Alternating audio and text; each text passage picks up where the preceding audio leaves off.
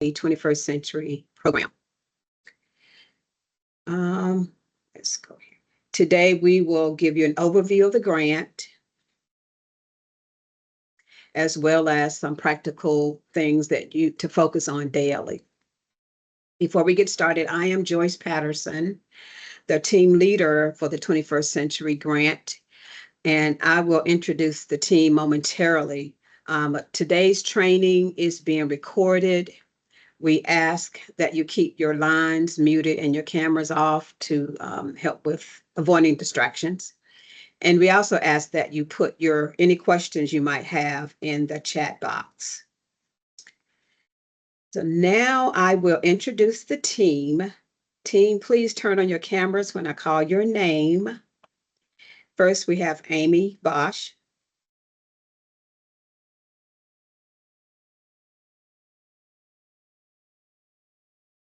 Amy, if you're talking, you're muted.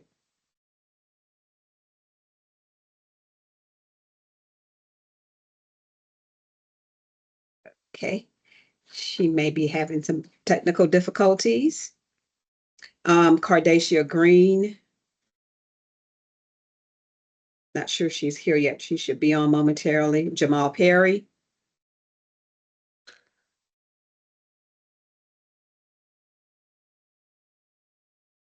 Good morning, everybody. All right. Amy's back. Amy, just say hello if you have your camera and line. Hey guys, can you guys hear me? Yes, we can hear you. Just Awesome. we don't see anything, but that's wonderful. That's okay. Next we have Emily Langston.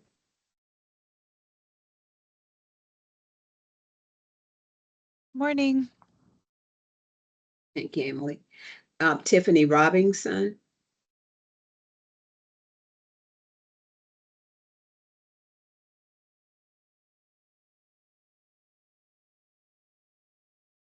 Tiffany, if you're speaking, you're muted.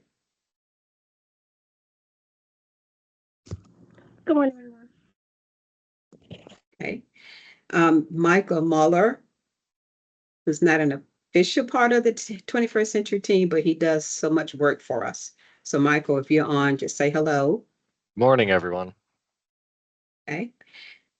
We have our newest grant manager, Dr. Vanessa Jennings. Dr. Jennings, I'll ask that you just turn your camera on briefly and just say hello.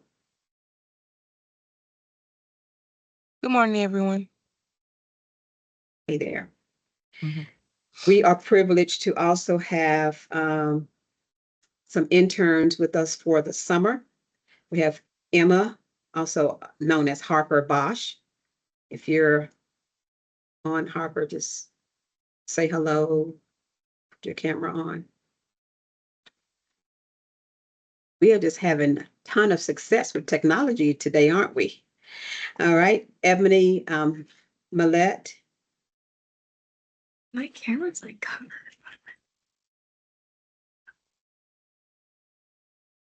All right, Will Smith.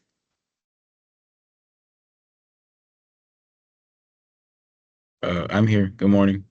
Okay, thanks, Will.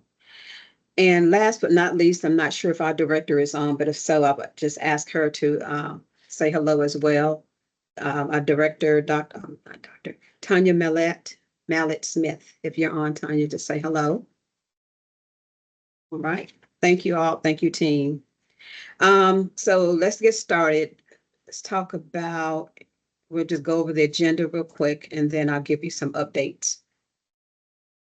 We will just give you an overview of the 21st Century Grant, talk to you about the focus areas you should be focusing on for the summer program, your financial responsibility, making any program changes. And then we'll have someone from our grants accounting department to come on and speak to you about GAPS. You'll hear that term, but that's our grants accounting processing system. That's the mechanism that we have in place that will allow you to submit claims and get reimbursed. And then towards the end, we'll have someone from American Institute for Research, Samantha Snagowski. She's part of our state evaluator team. And by way of updates, some of you are new, so when I say the term GAN, it may not mean much to you, but it's very important. It's the grant award notice. So that is the official document that will be coming out of our office, Department of Education, and it'll be signed by the authorized official, which usually, if it's a school, it's the superintendent, or otherwise, it's maybe the CEO of a community organization. We are processing that now, so you should have that very soon.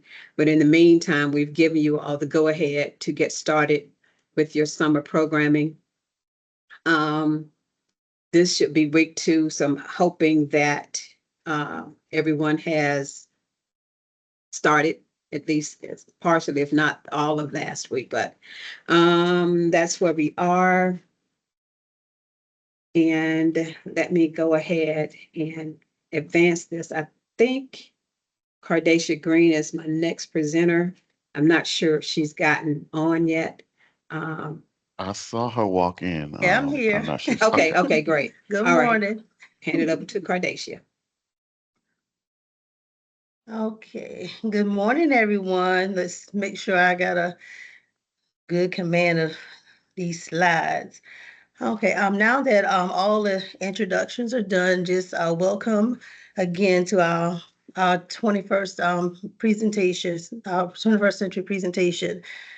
Okay, we're going to start with the focus areas. So the focus areas, these are the components that basically make up the meat and potatoes of your program. Those of you who are probably familiar with 21st century are probably kind of versed in knowing that there are 5 focus areas. So although all of the focus areas are very important in program implementation, due to the shorter period of time we have for summer, we've chosen to kind of focus on the 3 areas, 3 focus areas that would be specific for your summer implementation. Those focus areas are academics, enrichment, and family literacy. We're going to first start with the academic achievement. The first focus area is academics, specifically academic achievement. Academics is the contribution that your program makes to positively improve student achievement. And basically, you're looking at how does this program benefit students and what positive academic outcomes can be expected as a result of students participating in this program. So with academic achievement, the goal is 1, to support academic achievement and success in grade level coursework through homework support, direct instruction, individualized and small group tutoring, and other activities that are geared towards student academic success. And you also want student academic growth to meet and exceed state and local standards in core content areas such as reading, mathematics, and science, as indicated by improved subject grades, end of year tests, and state of test assessment tests. Now, when it comes down to summer programming, you might have some other data measures that you use to kind of glean what the growth would be when it comes down to academic achievement. But basically, you always want students, you want the student academic growth to meet and exceed the state and local standards in those core areas. Also, with academic achievement, it's always in monitoring, it's a good practice to kind of make sure that you keep evidence of student growth. And like I said, during the summer, you may not have report card data, but however, other data measures such as, pre and post tests and student work samples may also assist with that. Okay. Also with academic achievement, it's essential that you have read your RFP. So you're probably going to hear a lot of references to you reading your RFP, and also that everyone on your team is familiar with your approved grant to ensure that you are providing the required academic components to ensure smooth program implementation. Academic instruction in ELA, reading, and math is required. You must ensure that you maintain a student-to-teacher ratio of 10 to 1 or less during periods of direct academic instruction. And remember, academic content must be aligned with South Carolina state standards. And that's why we strongly recommend using certified instructors in core subject areas, as those instructors should be familiar with the teaching and implementation of the standards. And also, on this slide, you have practices to consider. You want students to look forward to attending your program. And it's always a good practice to create academic programming that is fun, engaging, and enjoyable.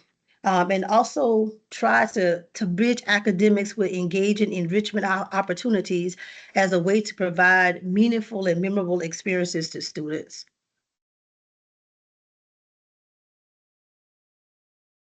Okay, the next component is enrichment, which is your second focus area. It is important that you provide a range of high quality services to support student learning and development. You should provide enrichment that is attentive to student needs and interests and offer students a broad array of additional services, programs, and activities. As you can see from the slide, there is so much to choose from in this area, but keep in mind that you should cater your enrichment to best meet the needs of the students that you serve. And listed, you see just a few examples, from youth development to technology, STEM education, and hands-on science activities. But of course, as stated, you should always cater to the needs of your students, the students that you're serving. Another component of enrichment is field trips. So field trips also fall under the umbrella of enrichment. With field trips, please keep in mind that field trips must have an academic connection and purpose. They cannot be exclusionary. Field trips such as field trips for only a certain subgroup, like rewards, because in that case, you don't want to get to the point to where you're having field trips and it's like incentives that are not for your entire population of 21st century students. Also, be reminded that students and families may not be charged for any costs associated with field trips, and that 21st century funds are only for 21st century students. I know that some, you have big population of students, especially during the summer. You might have students that are attending other programming and things like that, but just keep in mind that when it comes down to 21st century funding, please ensure that the funds are used specifically for 21st century students. And also, one key thing is please remember to complete your field trip request form at least 5 business days prior to the date of your scheduled trip, and make sure you send that field trip request form to your grant manager for approval prior to going on a field trip. Your next focus area is family literacy. In serving families of participating students, you must include opportunities for literacy and related educational development. Each program must include at least one activity focusing on family literacy. There must be specific activities that will be provided to address the literacy and related education needs of the participants' families. Also, with family literacy should promote interactive literacy activities between parents and their children. Family literacy should provide education for parents that includes, parent education in early child care and education. It should provide education for parents in facilitating children's learning and becoming full partners in their education. And family literacy should also include adult literacy services, okay, that lead to economic self-sufficiency in the 21st century and meets adult stated goals, such as adult education. Also, keep in mind that literacy encompasses more than just books, reading, and writing. So a lot of times when you all are preparing for your family literacy events, a lot of you all kind of, focus on the reading and the writing and the books, which is good, but there are numerous types of literacy, such as financial literacy that assist in making, families and parents, adults making responsible financial decisions. There's also digital literacy, which focuses on the use of technology. And also in our constantly evolving world, there is just functional literacy that encompasses just the basic literacy skills required to navigate just our society successfully. So you think about that when you're planning your family literacy events. You'll be surprised how many people just don't have that basic functional literacy skills that they need just to successfully navigate through society. Also, those are the main focus areas, as we say, that we're just focusing on for summer, specifically. So even though we are focusing on those three for summer, there are additional focus areas to consider. As previously mentioned, we talked about knowing that we have 5 focus areas, and of course, as previously mentioned, we have chosen 3 areas that will be a specific focus during summer programming. However, the areas of attendance and social behavior impact should also remain vital components of your program as well. Attendance is essential to your program. Knowing your student service number and having a plan for maintaining average daily attendance and student retention is also key components in your program. Keep in mind that your program must maintain a minimum average daily attendance of at least 85% of your approved enrollment to continue receiving funding. And award amounts are based on a particular number of hours of operation, specific days of the week, and a specific number of students that are being served per week. And of course, if any of those critical factors change, you can kind of, the award amounts can be affected with that. So just, please ensure your attendance is taken care of, because as I say, that's crucial. And one of the key points that you should keep in mind as it relates to average daily attendance is enrollment versus attendance. The number of students enrolled is not the same as the number of students who attend. If your grant indicates that you will serve 50 students, you must ensure that the students enrolled in your program are actively attending your program. 50 students enrolled is not the same as 50 students that are actively attending. So please keep that in mind as well. Your average daily attendance should reflect the students who are actively attending your program each day, as opposed to just being a part of your roster.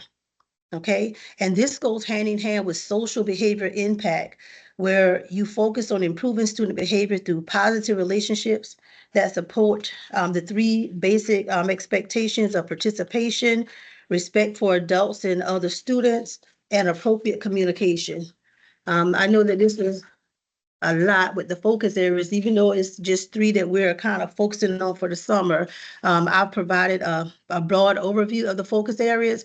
However, please ensure that you read the RFP and are familiar with your approved grant, and to ensure that you address in all programming, and also make sure that everyone on your team and everyone who's implementing your program are familiar with your approved grant and also with your RFP, to ensure that you all are addressing all of the focus areas for summer programming. And with that, I will be passing the torch on to Jamal. And if you have any questions, you can kind of put that in the chat. We'll be monitoring that as well.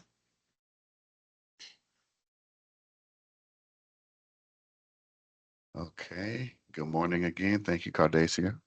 And as she stated, if you have questions, this is your time. Please go ahead and type that question that you may have in the chat box.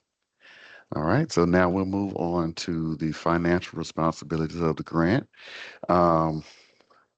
This section talks about the do's and don'ts of the finances for the summer grant. All right, your responsibilities. are you're not allowed to charge participants, students or family members any fees. This is a free grant, free access program to students and participating participating students and their family members. All costs associated with program activities should be included in your budget. So if you're going to take a field trip, you should not be asking students to pay $10 to attend. That cost should be absorbed by your budget and should be a line item clearly noted in your budget. You must expend grant funds in accordance with the applicable regulations. And again, your approved application and your budget that has been approved. So again, as Cardacia was stating earlier, make sure that you and your team are very familiar with what you were approved to do and also what's been approved in your budget.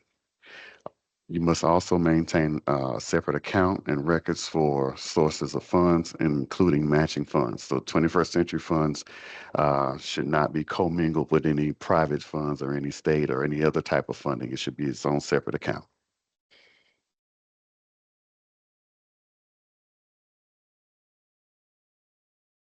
Okay, how do I know what expenditures are allowable?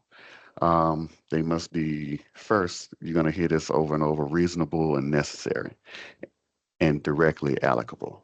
So charges should not be, they should be at a median price for things, equipment that you may need to purchase. And those items that you purchase should be directly in line with what the activities and enrichments and academic things that you said you were going to do in your approved application. They also must conform to any limitations or exclusions. As we go down further in my section, you'll see that there's some things that you cannot purchase with 21st Century funds.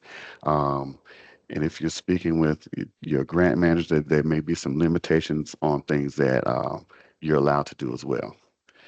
And last, they must have a cost basis to support the identification of the amount. So basically, again, it must all tie into what you said you were going to do and what you're approved to do in your application.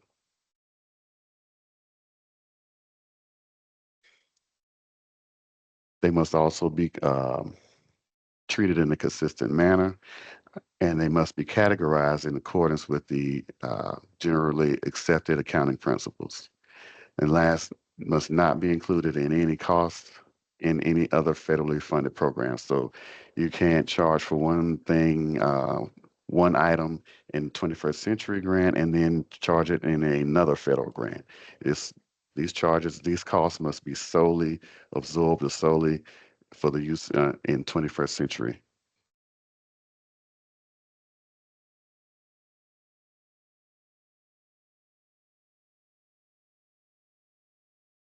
Okay, and now how do I know project activities are allowable?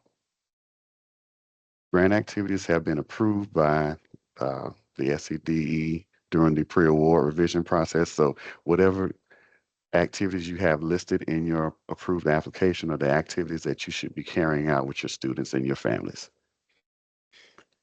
And if you need to make any changes, these have to be approved prior to you making the changes. So you need to reach out to your grant manager here at the department to make any changes prior to you implementing those changes. Okay, authorized activities and costs. The funds, somebody unmuted, did they have a question or? That was, okay, we'll move on. Funds must be used to support activities designed to raise student achievement, enrichment, and increase literacy of participants. So those three focus areas. So you can use funds for salary, benefits, transportation, material supplies, educational field trips, technology, and curriculum. Anything that will help you to support the activities you have listed in your program in any of these categories.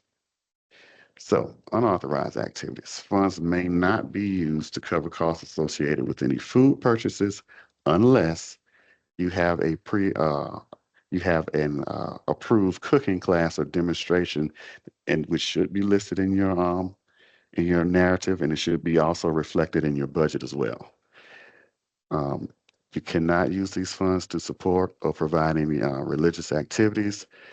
These funds cannot be used to in association with any type of fundraising activities or any other prohibited activities listed in the RFP.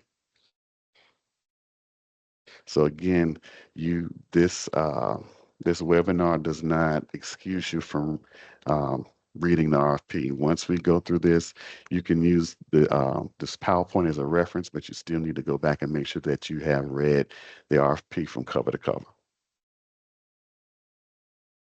Okay, some unallowable costs. Again, food purchases, including snacks, again, except with an approved cooking class, those which is unallowable. Non-educational field trips are unallowable, such as our favorite one that we normally get, Carowinds, during non-educational days.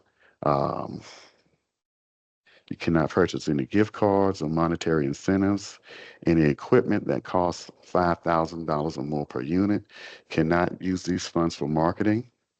No purchasing vehicles, no construction or renovation of buildings, and you're not permitted to divest more than 20% of the total sub-grant award to one single vendor. Okay, supplement, not supplant. All 21st century sub-grant funds must supplement, not supplant existing services, and may not be used to supplant federal, state, local, or non-federal funds. So basically what this provision means is you can't take 21st century funds and overlay them on top of a program that you're already doing. These services must be new or enhancing something. If you're running a program, these funds may use to enhance the program or fill in gaps that may have been identified. Projects may not use sub-grant funds to pay existing levels of services funded from any other sources or any services mandated by state. Again, you can't take these funds and lay them on top and say of a program that you're already operating. These have to be new programs, new services, or enhanced services. Okay, how will I get reimbursed for expenditures? All grant awards are on a cost reimbursement basis. So this grant is a reimbursable grant. You have to spend the money up front, provide the services, and then submit documentation and gaps for reimbursement.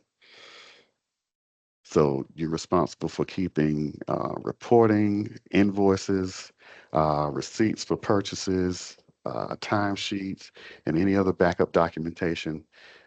You must maintain that information as well. Okay, the next slide, fund disbursements. Funds will be dispersed on a reimbursement basis, as stated earlier, upon receipt of the sub-grantee expenditure reports with supporting documentation. No funds may be obligated prior to receipt of sub-grant award notice. No expenditures incurred prior to June 1st, 2025 will be reimbursed. So anything that was done prior to June 1st cannot be reimbursed. Applicants should have at least 1 month of sustainable funds at their disposal prior to implementing the program. And no funds remaining from any sub-grant cycle will be carried over into the next sub-grant cycle. Any remaining funds will be de-obligated and returned back to the SCD. Okay, and the last slide for me, can costs be disallowed by us? Yes. Any reported expenditure that violates the terms and conditions that you agree to, that you, once you get your grant award notice, you sign and return that, or any activity that is unallowable, any enrichment, field trip, anything that can be deemed unallowable, we have the right to request a refund for said charge. Okay, that concludes my section. If anyone has any questions, again, go ahead and please type them in the chat box. And I believe I will turn this over to Amy. Good morning. So I'm going to talk to you really briefly about if you do have to make a change to your the scope of your program. We don't anticipate we're going to see a whole lot of this since the operational days are so short, just for the month of June and July. Just a reminder that the funds due in July 31st. We have seen a couple of the applications that stated that their program was going to operate into August. So we just want to remind you that these funds are only eligible for reimbursement through July 31st. So let's just talk about a couple of reasons why you might need to do a change. If you're operating at your application stated that you're going to operate at one site, and for whatever reason, due to like maybe storm damage or construction, kind of mid-course, you're going to have to change your location of operation. That would be one of the reasons that you would need to do a program modification. Another one that we see often during the school year, and we may see over the summer as well, is a change to key staff. Your key staff would be your authorized official, your program, your program director, as well as your finance. As far as teachers and staff that are working directly with the students, we would not consider them key staff, so no program modification would be needed if you do have some changes in those staff. Transfer of funds. If you did your budget and for example, you put $10,000 for field trips and you're not going to be able to do those for whatever reason, and you want to move those funds over to do maybe like in-house field trips, that would be a different account code. That would be a reason that you would need to do a modification as well. And I'm just kind of looking through these, and we're not going to have any extension of the time frame. And so I think that would be really the only ones that we may see over the summer. And it's very important when you do a modification, you really need to be very detailed, the reason for the change. You have to say why you're having to change it, and especially when it comes to finances, if you're having to make a modification there, you need to really state how you're able to pull from one category and put it to a different one. So we really need justification of the change.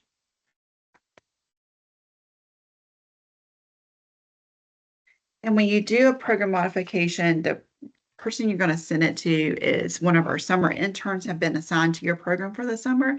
You should have already received contact with them. So that is who you would send your program modification to. We're going to make sure you guys get the program modification form, as well as the field trip form, as well as these slides. So we'll send those out to everyone as well. Are there any general questions in regard to modifications or anything up to this point? You can unmute yourself or put it in the chat, whichever you're most comfortable with.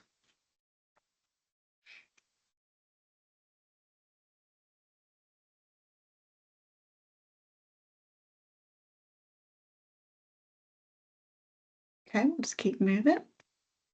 And this is just a couple of reminders, as you've heard throughout the session, just your RFP that you use as your template to do your application. That is just like your instructional manual. So generally, any questions you have should be included in there. And also you have the support of the summer intern that's been assigned to your program. So definitely just reach out with any questions, but the RFP is your guide throughout your implementation of your summer program. Just remember that we are going to be making sure that all federal and state requirements are being followed. We need to make sure that all the funds that are being spent are used to support activities that are approved by the 21st Century Program. And then your program will be visited this summer. Those who are getting the first week visits have already been notified. The rest of the group should receive notification soon. And then just a reminder to be in contact with your grant manager for any additional support that may be needed. This is our team contact. Everyone's on here. Like I said, we're going to send you these slides. And we do have a team email that we are trying to mainstream everything over to. So we encourage you to use that 21st Century email address there at the top. This is a list of our summer interns that will be monitoring your program. And Joyce introduced them earlier. All right. I'm going to go ahead and open it up to questions. I did see the question in regard to the 2 sites, that you have 2 sites. Will they visit both or just one, or just the one with the school district? Danielle, you're just going to need to talk to, I think you're assigned to Elma Bosch. So I think you're just talk to her directly and y'all can decide together which one would be the best site. We generally like to come to see the one that has the most students, and but you guys can work together and decide which would be the best site to come see. But normally we just go to one. Okay. Is there any other questions at this point?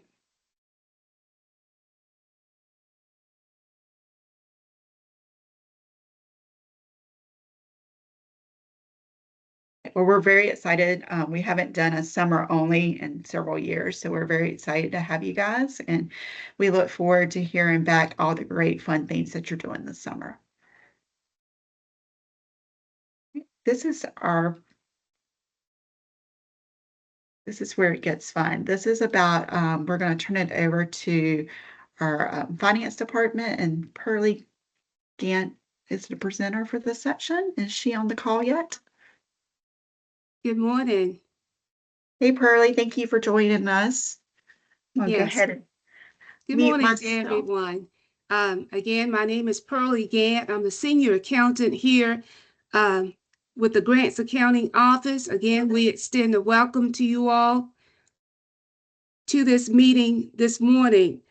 I'd like to begin by giving a brief overview of the topics I want to cover during this meeting.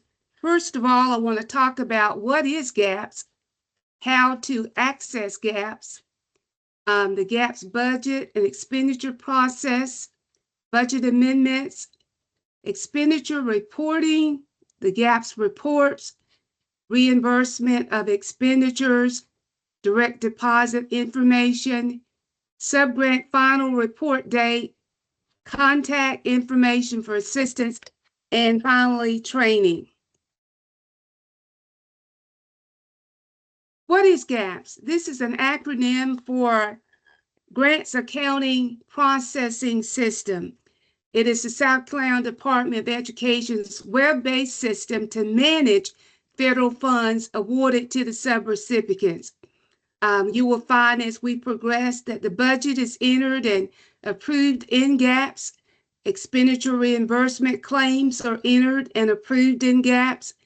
And payments are made to the subrecipients through an interface between GAPS and SKES, which is the South Carolina statewide accounting system. To access GAPS, you must create a community user account in SCDE Member Center and request a GAPS role. That's the first thing you must do. And most districts have a web access coordinator that will do this for them. But many times, you're not privileged to have that. So we here at Grants Accounting will assist you in that particular task. First of all, you want to go to the website, www.edsc.gov, and log in to start creating that account. You would like to click on Create Account button. This is the button that you want to click on to get where you need to create your member account.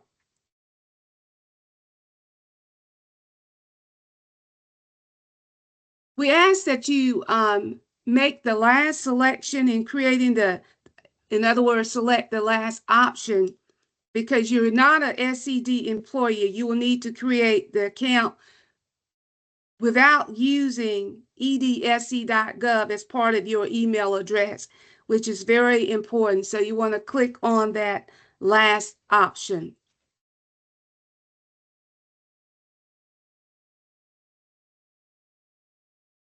Click on Community User.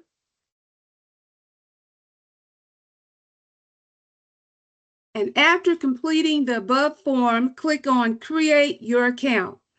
And you will receive a temporary password to your email address. Upon receipt of that temporary password, please log in to the SCDE Member Center, www.ed.sc.gov, and type in your temporary password. And you'll have an option to change the password and move forward. But this is very important. You're not going to be able to get into the GAP system before you create your account. So that's very important.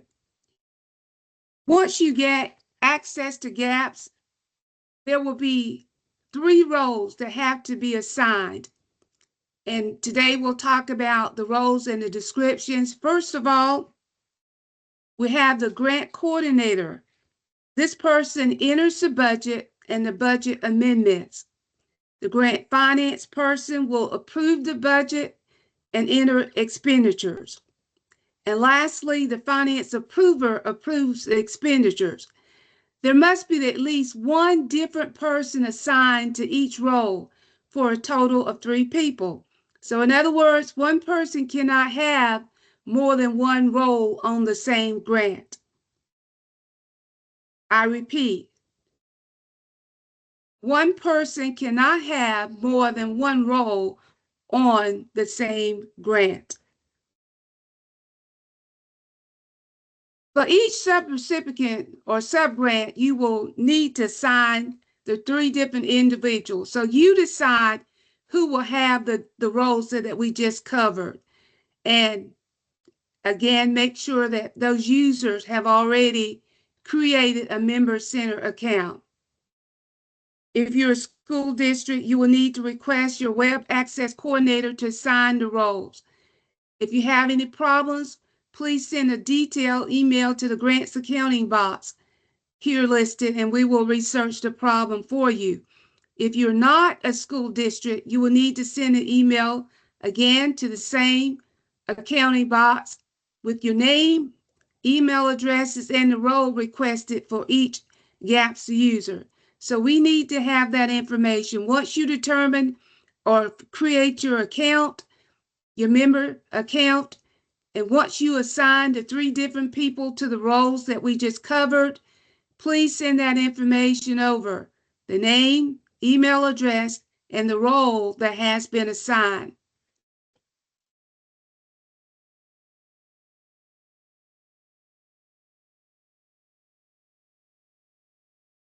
The individuals that have been assigned these roles, as we just covered, again, I repeat that because it's very important to know your role. And if you're trying to do something within someone else's role, but you originally were assigned a different role, you're not going to be able to do that. So keep in mind what the coordinator does. Create the budget amendments. The finance person will have access to approve the budget amendments. And the SCD program office, as you all know, has to approve all budgets and budget amendments. On the expenditure side, the finance person will have access to enter the expenditure and any expenditure refunds that may happen at some point in time. The grants accounting finance approver person will have access to approve the expenditures for all the grants. And once this is done, it comes to the finance office and we will approve all the expenditure claims for payment. Presently, I am the one who will be handling the 21st century expenditures, approvals from the expenditure side. So that will flow to me. If you need any training on that, please reference the training tutorials and information that I just put on the web page. Allocation and budget process. The allocations are entered by SCDE. The budget will be entered by the person again with the grants coordinator role through the finance tab. GAPS will only allow a budget to be entered up to the total amount of the allocation. So if you got $5,000, you can only budget $5,000. This will work forward to the person assigned to the grants finance role. After that, it goes down to the SCDE program office, comes to the program administrator for approval, and after the budget is approved by SCDE program office, the system will be available to enter expenditures. You cannot enter expenditures if your budget has not been approved. You cannot do that. So make certain that your budget has been approved before you try to enter any expenditures. On this slide, we see how to select a grant. It just, if you're working on a particular grant, you would go under the finance tab, underneath subgrant, select the grant you're working on, the entity name, subprogram, and click on next. The master data for subgrants. This is very important again. It's important because this data contains your award period, from and to dates for the grant award, and the final report date. The final date for the expenditure report to be submitted in GAPS. In this example, we can see the award period here and the final report date. Keep in mind that the award period is a period in which you must spend your monies. Whatever you have been awarded, you must try to spend as much as possible, all we hope, during this award period. The final report date will be the final date that you can enter any of these expenditures in GAPS. Once you pass that final report date, that's it. You cannot go back and try and get expenditures entered. You must enter it by or before that final report date. Here we see the budget tab shows the budgeted amount. The example gives $78,000 was allocated. In this example, nothing has been budgeted. So if nothing has been budgeted, then right off the top, you can't do an expenditure. So you need to make certain that all your allocation amount has been fully budgeted. In this example, we see that it has. The allocation and the budgeted amount matches. There's no unbudgeted amount left. So everything has been fully budgeted. And this is what we want to see. The budget summary page. This illustration just gives how the money was allocated in the different, whether it was under salary, fringes, or purchase services, instructional supplies, equipment. However, this is how you chose to budget the amount that was awarded to you.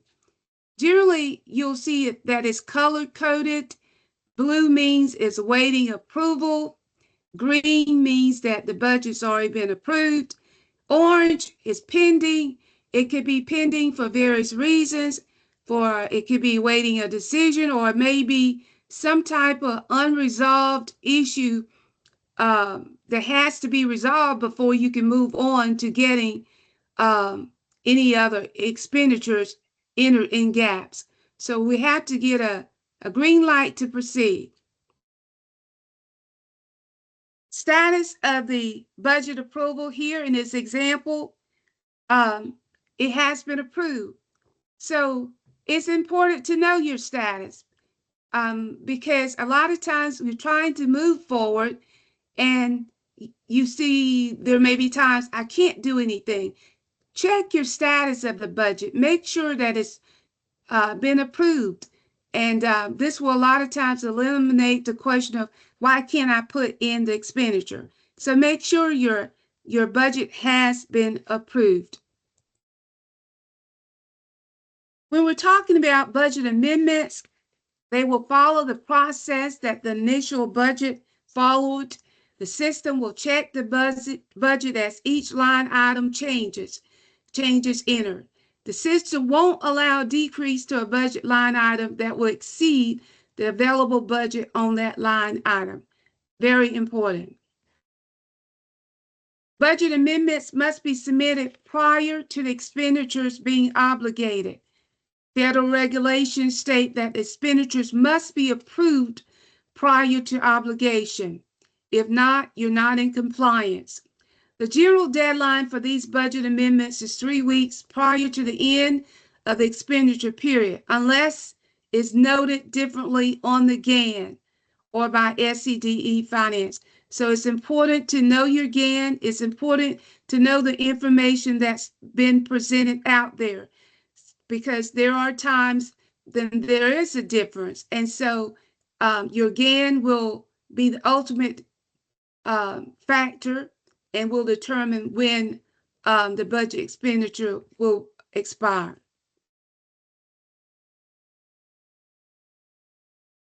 Expenditure reporting.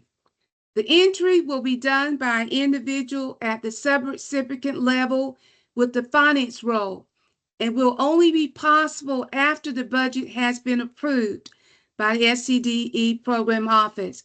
The entry again is done through the finance tab. The system will check the budget at the initial entry of the expenditure. The entry will not be accepted if the budget isn't available.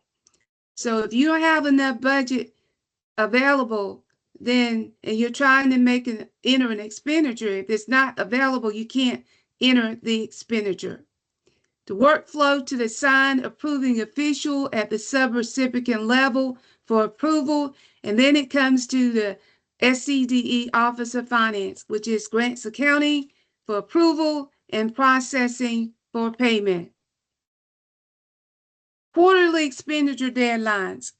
This is also very noteworthy because it plays a part in your annual agency risk assessment. Quarter 1, from July to September, the due date to have your expenditures, November the 15th. Second quarter, from October to December, February the 15th. Third quarter, January to March, May 15th. And the fourth quarter, from April to June, August 15th is a hard stop date. We have to have the expenditures end by August 15th, from April to June. If you're in the fourth quarter, those expenditures must be in by August 15th.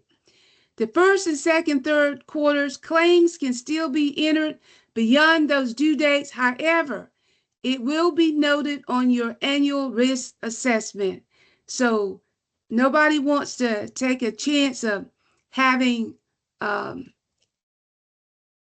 ratings that are not favorable. So we encourage you to follow the due date process and try and get everything in by those dates. Again, the fourth quarter is a hard shutoff for entering claims in gaps.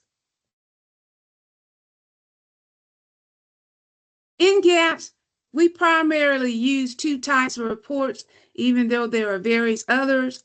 And this is just gives us the various types concerning the budget. You can do a budget summary report, a budget detail report, budget status, and budget actual summary. So those are the type of reports that we can pull from gaps. On the expenditure side, you can do expenditure summary, expenditure detail, the status, and expenditure refund details. So all of this information is available in gaps. It's good to kind of go in when you have a free moment, just kind of look around and look at the various reports that you can have information to. This example just gives how you can, for instance, if you wanted to look up the budget report, you could do so from the admin you can select the budget report. It may look a little different from your side, but choose the admin tab and then go to reports tab. So it'll have a drop down and you can select whichever report that you would like to review. Again, this is just another view of the types of report: budget summary, budget details. You select the grant you're working on, your subrecipient, program number if you choose to, subgrant, and be able to pull information that you may need. And it's out there. Just sometimes, again, I say just take a few moments to go out there and try and look at some of these reports and the information that they do provide. This is just another slide giving example of a budget detail report. And you can see the information that it provides, the budget amount, how much you have spent, how much you have remaining, and the fact that the budget itself has been approved. So this is good to know how much you have, what you spent, and what you have left. So therefore, you'll know the next time you're trying to enter an expenditure, if it doesn't, if it's under what you have available, that's fine. But if it exceeds that, you will not be able to enter that expenditure. You can choose to look at these reports by filtering in on the quarters that you want to look at. If you don't want to look at everything concerning that particular report, just you want to focus on a particular quarter, you can do that as well. Reimbursement of expenditures. On Mondays, my grant accountants will approve any claims that may have been entered into GAPS after 5:00 p.m. on Friday. On Monday, I will run an interface. After we interface, and we interface with our SKIS system and our GAP system. So we pull in any claims that need to be paid. So after I get a valid interface, I will notify the accountants, and then they can start approving expenditures for the next following week. On Tuesday, I prepare the federal draw request for all the reimbursements for all the claims that have been approved, not only by your side, but also by our finance side. So we run that, we do our federal draws. Today, I'll be doing draws for all of the accountants that have claims to be approved and paid. Wednesday, the checks are sent, either direct deposits if you don't have checks. Accountants will check for claims again to continue to approve. This is being done to try and get as many claims approved, try and get as many reimbursements out to you all as quickly as possible. So they're constantly checking gaps, seeing what needs to be approved for reimbursement. In terms of direct deposit setup, if you prefer direct deposit rather than a paper check, this option is available to you, and banking information can be entered on our online portal. We don't process paper forms any longer. So please go to this website to find information about the portal, and you'll be able to click on the vendor registration, complete that, and then select enroll in ACH payments. If you're not enrolled in ACH, the default payment method, again, is the paper check. So this is the option that you have to pursue: paper check or get set up for direct deposit. So no longer that we ask you to contact us because we are not able to do this process. You yourself have to go out there and do it online.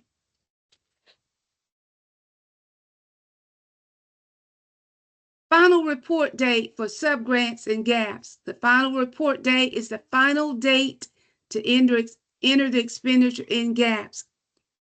Prior to the final report date, review the expenditure details report to verify that all line items have been submitted to SCDE Finance.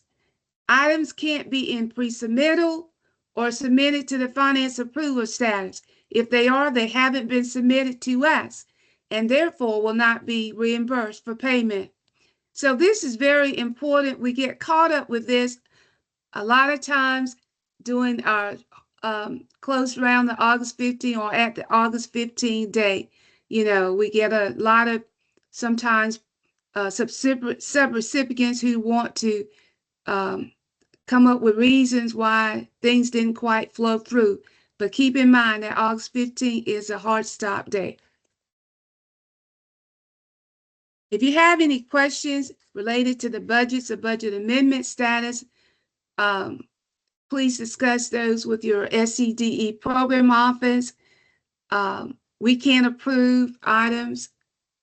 If you have expenditure questions with, regarding refunds or payments or anything, please send your questions to our grants accounting box, and we will try and get a response to you as quickly as possible. If you're having any issues, any problems, I encourage you to please send us a screenshot. Pictures help us to trying to work through the problems to get responses to you quicker. So just don't send us email. I can't do what. Let us see what you're talking about. Let us see what you're trying to do. Explain that. But also, please try and send a screenshot along with that information. We can provide assistance if you need us to in running reports. Again, send your requests to the Grants Accounting email box. Trainings is out there. There's this web page out there for you to look up and to go through some of the videos and see how it impacts you depending on the roles that you have. So we encourage you to do that. We also encourage you, if you are having problems, again, please send your questions to the Grants Accounting Finance office box, and we'll try and respond to you as quickly as possible. At this time, are there any questions for me?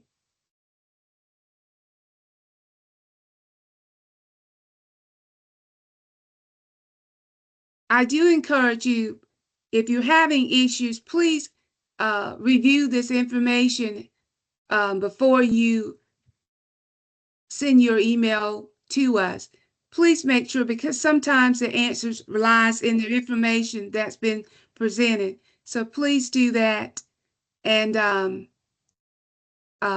before you contact us, kind of review the information, but we're still here to help. We want to help, and we want to try and get your reimbursements out as quickly as possible. Right. Thank you so much, Pearlie. We appreciate you. And Thank you.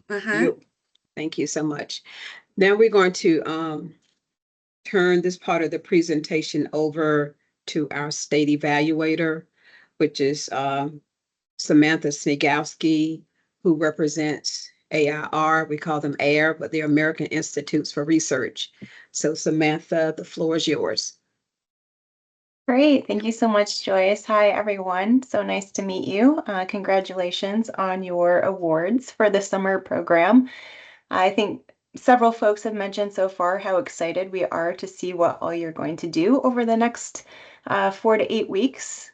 As Joyce mentioned, my name is Samantha Snigowski. I am a senior researcher at the American Institutes for Research, and we are the statewide evaluator for the 21st Century Program in South Carolina.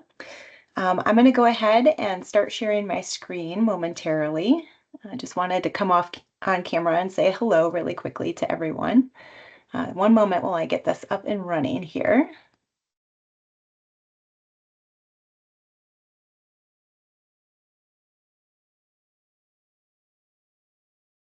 All right, one second while we get this presenting.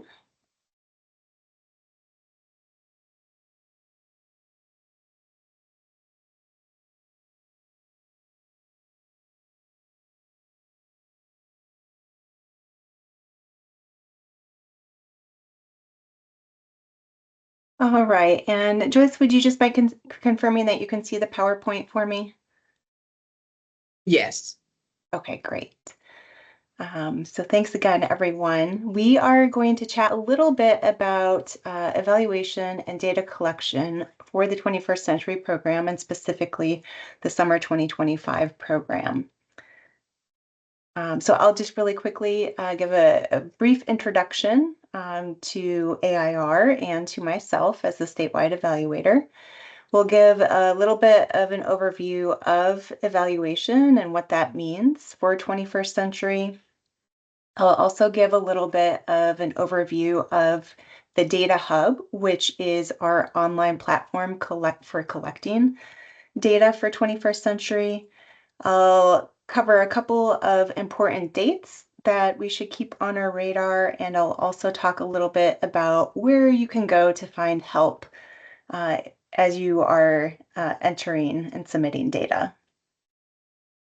So like I said, my name is Samantha Snigowski. I'm the senior researcher at AIR, statewide evaluator.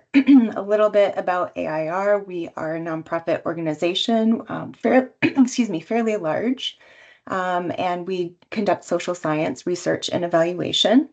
We have been working in 21st century programs for nearly 2 decades. And we have been working with South Carolina since, I believe, the 2016-17 program year. So it's been really great to be working in South Carolina for almost a decade. I am located in Michigan, so I'm a little bit further north, still in the Eastern time zone. So we can connect on that level in normal business hours if necessary. And just a little bit about me. I love the outdoors. It's me, my husband Phil, and our dog Daisy, and that's her. She's going to be 13 this weekend. So just wanted to give you a quick introduction to myself. All right, so our evaluation work. I know evaluation can kind of have a funny connotation or tone to that, but we really want to make sure that we're communicating in that is intended primarily to support learning about what is happening in our programs and how youth are benefiting. In addition to that, there are a couple of other things that we must do for evaluation. So all 21st century programs must submit data. There's a specific set of data that all programs across the country must submit to the federal government. So that is one of the reasons why we collect data. It's in order to fulfill those requirements as a recipient of funding.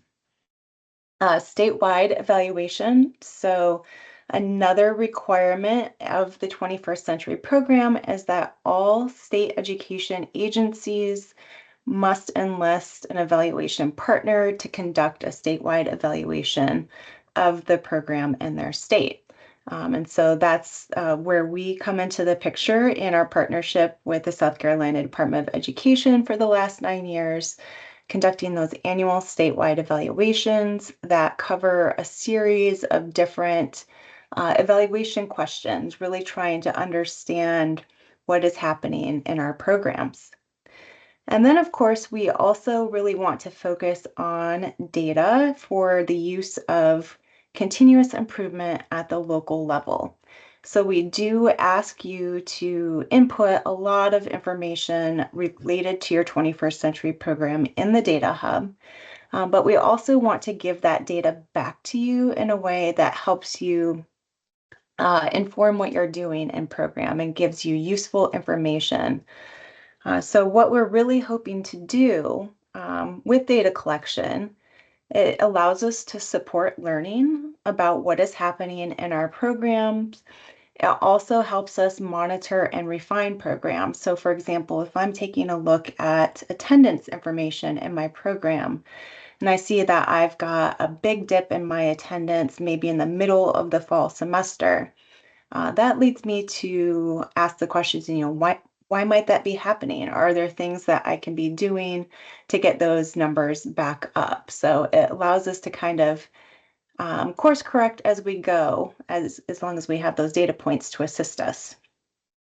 And then it also allows us to assess impact or effectiveness. So part of our work as the evaluation partner is to engage in a process of assessing the impact of the 21st century program. And we use, some pretty I guess, complicated and robust statistical methods to do that. But we really want to understand, was there an effect for students who participated in this program compared to students who maybe participated at lower levels or students who didn't participate at all. We typically do that at the end of a contract period. We don't do that every single year, but every 4 to 5 years.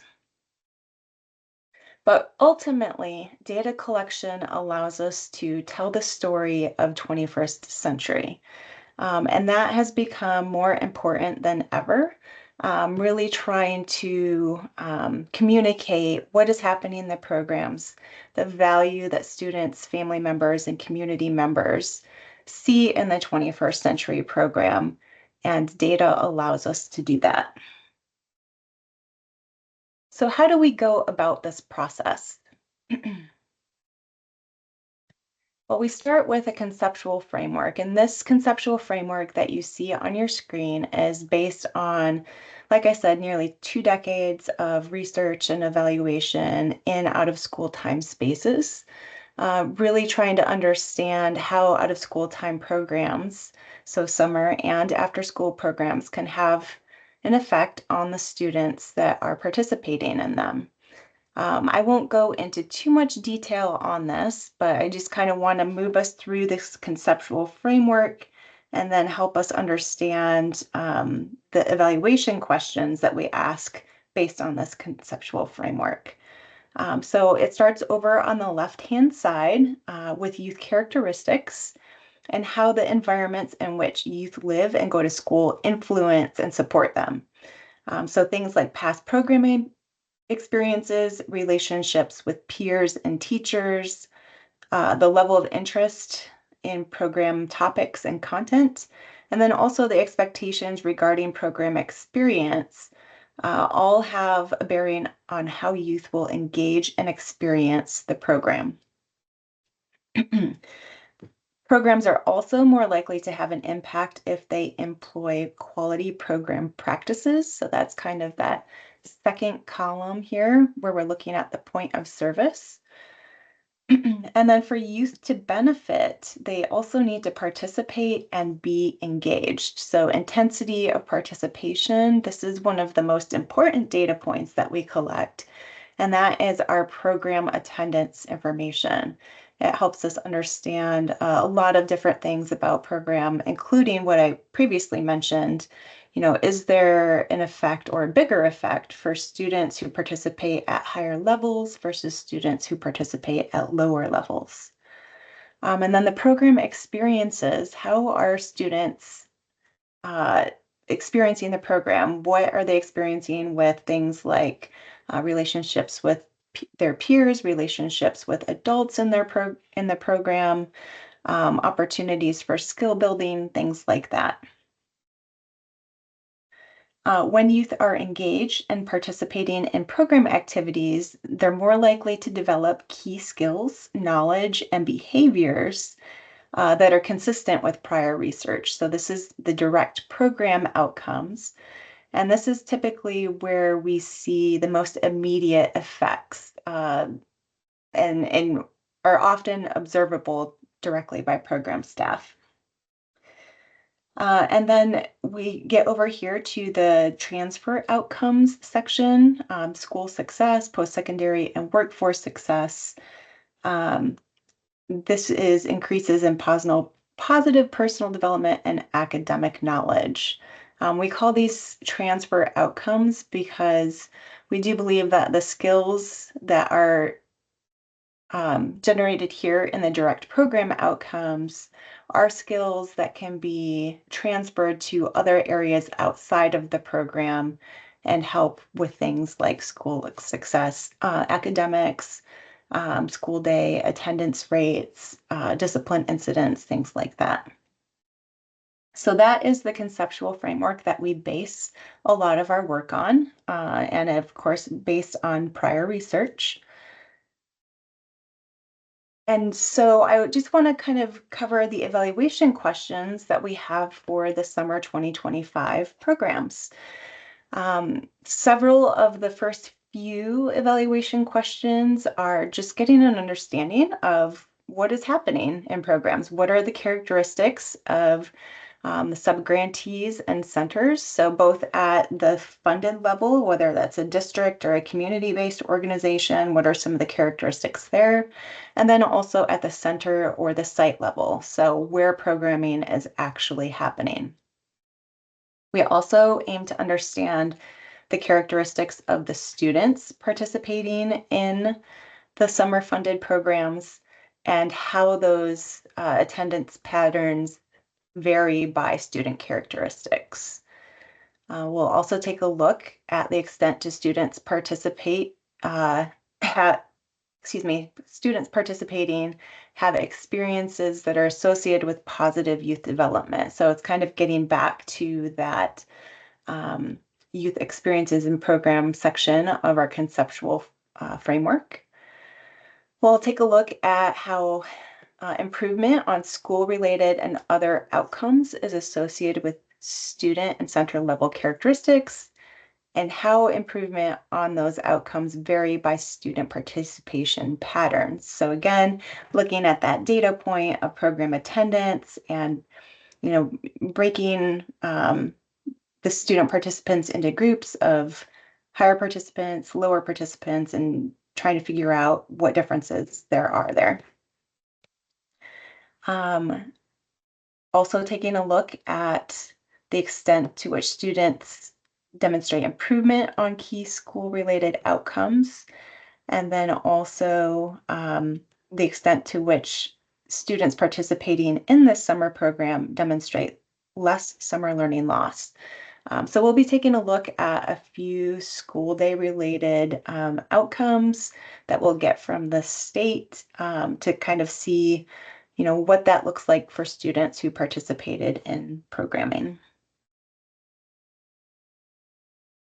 So we really want to kind of set the stage on, what we'll be asking you to collect over the next couple of months. I'm kind of going to cover them generally as an FYI, things to be thinking about. As I mentioned before, there is an online data collection system called the Data Hub, where we will ask you to enter this information.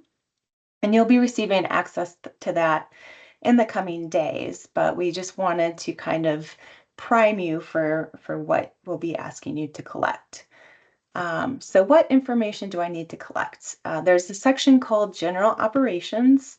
It's really a lot about logistics of your program. So when did it start? When does it end? What are the days and hours of operation? What goals are you trying to achieve in your summer program? How are you recruiting students into your program? And what enrollment policies do you have for your program?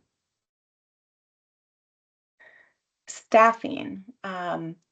Staffing, we've got a little caveat here. Initially, when you get into the system, you will not see the staffing module. We're in the process of updating that. So that will be coming in the next week or two. But what we'll be asking you to collect is information on your paid and volunteer staff. So we'll ask you to input their name, email address, hire date and exit date if applicable. And then we ask you to categorize your staff into various staff types. And this is aligned to this particular staff type variable is aligned to federal reporting. So it's something that we do have to report to the Department of Education. So are they an admin? Are they a school day teacher? Are they a community member? Things like that. And then we also want to understand what is this person's role in the program specifically. So I might have categorized somebody as an administrator level up above in the staff type, but we want to know, are they a program director? Are they a site coordinator? What is their specific role in the program? We'll ask you to also enter information on the partners that you are working with. So we'll ask you to name the partner, classify that partner. Are they a CBO? Are they a school district? Are they a library? There's going to be a drop-down field for you to make a selection there. We'll ask you to enter the types and estimated dollar value of partner contributions, whether that partner is a vendor or a contractor. If they are a primary partner, so likely in your application, you had to identify a partner that you were working with, and then how that partner is contributing to the goals of your program. Activities. This is another important piece of data collection. It tells us a little bit about what you are offering. What is the activity name? So maybe you're doing a STEM lab over the summer. We'll ask you to indicate whether that activity is a student activity or an adult family member activity. As mentioned previously, you could enter any family member literacy activities here as well. And it'll be a form with various pieces of data that we will ask you to report on for that activity in general. So delivery model, content type, grade level serve, activity logistics in terms of when did this specific activity start and end, and the days of operation. It might not be the same as your total program operations. Maybe a specific activity is only offered 1 day a week. And then we'll also, for students, student activities, we'll ask you to connect your student participants to the activities. Okay, student participation, again, highlighting this is one of the most important pieces of data that we collect. We ask you to report daily attendance to the program within each month. In order to do that, we ask you to input a series of data points about each student participant, including name, their student state identification number, date of birth, grade level, gender, the school and district that they are enrolled in, or in this case, where they will likely be enrolled for the next program year or next school year, and the anticipated math and reading supports that they might receive over the summer.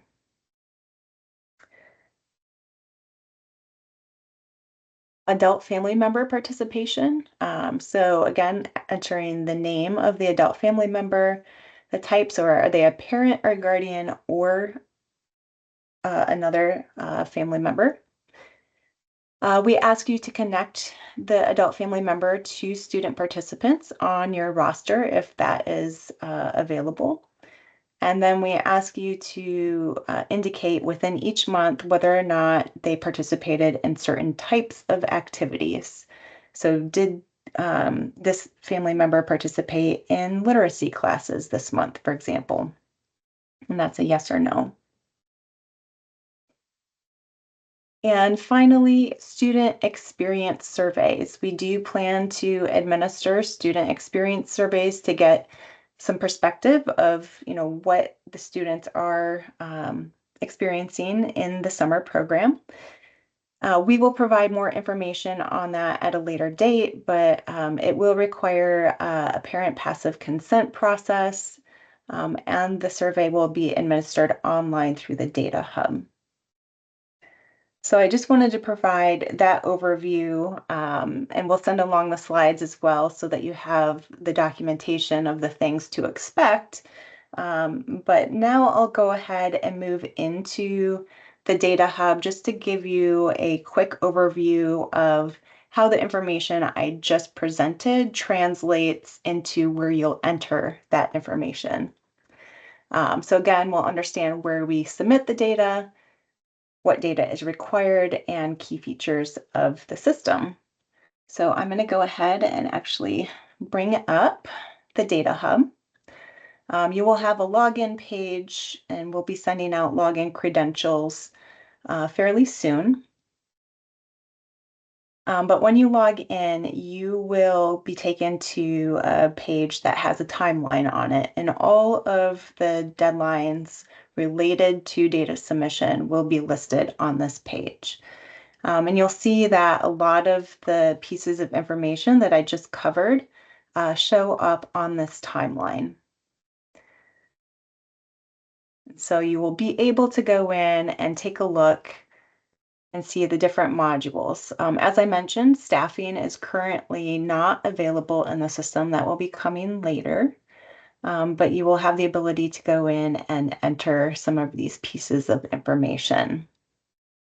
I won't go into detail now because we will be doing some specific training on this for you in the coming days or weeks, but we wanted to give you a sense of what this information looked like. So if I go back to my home page here, we have data that's related to all of the modules that I just mentioned. And then we have survey data collection, which again will be coming later. A couple of key things to note here. We have a need help section where you can go and identify contact information for our help desk, for Joyce at SCDE, and then myself here at American Institutes for Research. But we do encourage you to reach out to our help desk for any technical questions. We have a resources page where we have the user manual, pre-recorded tutorials and webinars, and we will be posting the training that we do specifically for the summer programs on this page as well. Administration. So I think it's likely that we have a lot of project directors on the call, and I'm currently logged in as a project director. You do have the ability to delegate access to the system to any site coordinator or support staff who is helping you enter this information. Again, we'll cover how to do that in the more formal training, but just wanted to make you aware. And then you do have access to a series of reports and exports. So the data that you are putting into the system, you will be able to get back out. So I'll just kind of go in and take a look here. We've got a series of youth attendance reports, survey results, and adult family member attendance reports. So that's just a very quick overview of what the Data Hub looks like. A couple of important dates. New programs will have access no later than Monday, June 16th. So you will be receiving an invitation email to the Data Hub where you can log into the system. We're currently working on finalizing our contact list so we can get that loaded into the Data Hub. We'll get that out to you as soon as possible. We will have a Data Hub user training in the very near future. We're still sorting out the specific date and time for that, but we will make you aware of that as soon as possible. And just to know, of course, we will be recording that training if you are not able to attend that. A couple of things to keep in mind once you do receive access to the system. Important to complete the following as soon as possible after you receive access. General operations. General operations is the first thing that you must enter into the system. You won't be able to do any of the other data entry until general operations is complete. Activities, partners, and then staffing once staffing becomes available. We do encourage student and adult family member participation to be completed on a monthly basis at minimum. So you will receive several reminders of approaching due dates and past due notifications, but that timeline will also be a useful tool to help you keep on track. And then we're requesting that all data be submitted no later than September 30th. I think I heard that no programs are operating past July. So if we can even get data in by the end of August, that would be great as well. Okay, where to find help?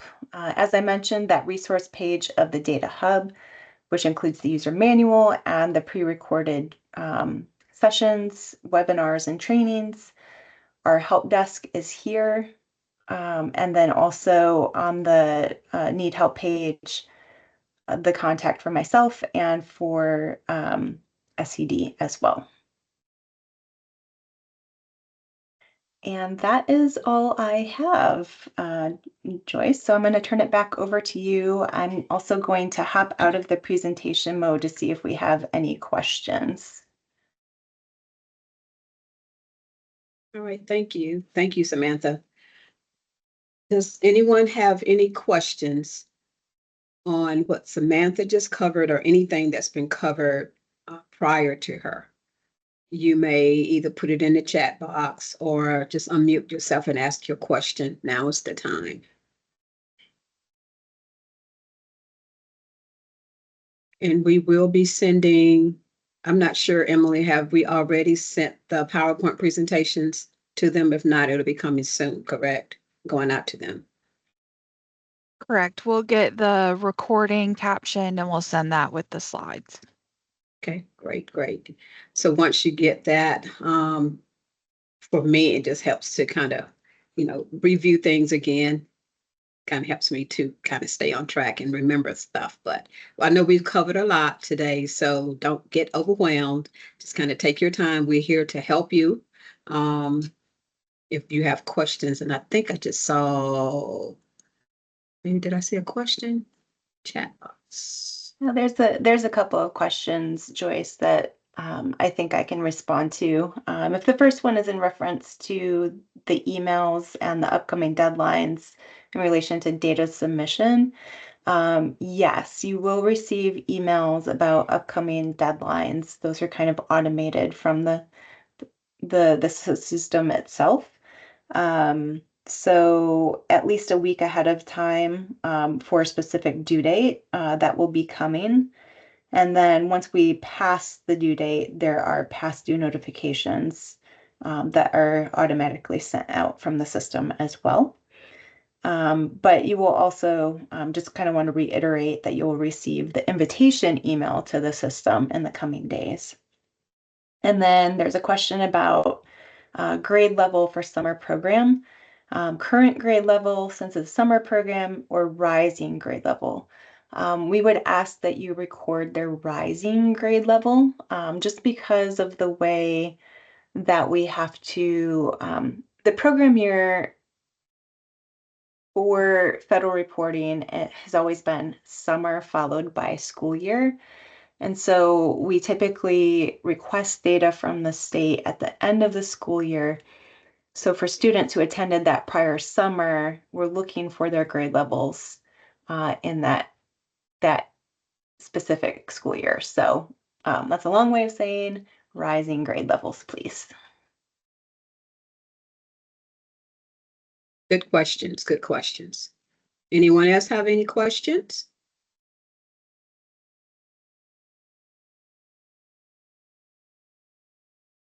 If not, again, thank you so much for joining us today. I hope there's something that we said will be beneficial to you in operating your program. Much success to you all. If there aren't any other questions, then we will say goodbye and enjoy the rest of your day. I ask that the 21st Century team please stay on. All right, thank you, everyone.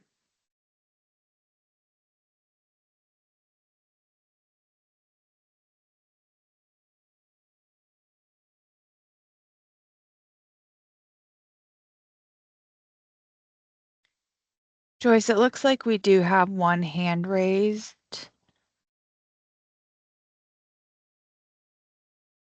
Danielle, I'll go ahead and allow your mic so that you can ask your question. You should be able to unmute now.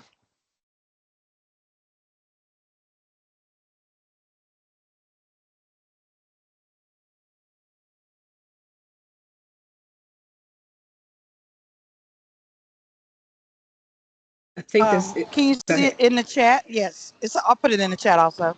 Okay. I don't know if Samantha is still on, but I think that's a question for her. And she made it sound like, well, the question is, will the emails come to us with upcoming deadlines? And I believe the answer is yes, if you're referring to the Data Hub.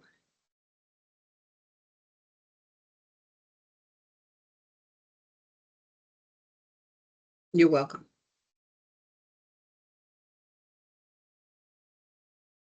Okay, so the gaps, I think someone asked earlier, once you get your GAN from us, then your budget will be loaded into gaps, and that's when you'll have access to that. So we are diligently working on getting them out. So we anticipate getting the GANs out to you very soon. You're welcome. Good questions, everyone.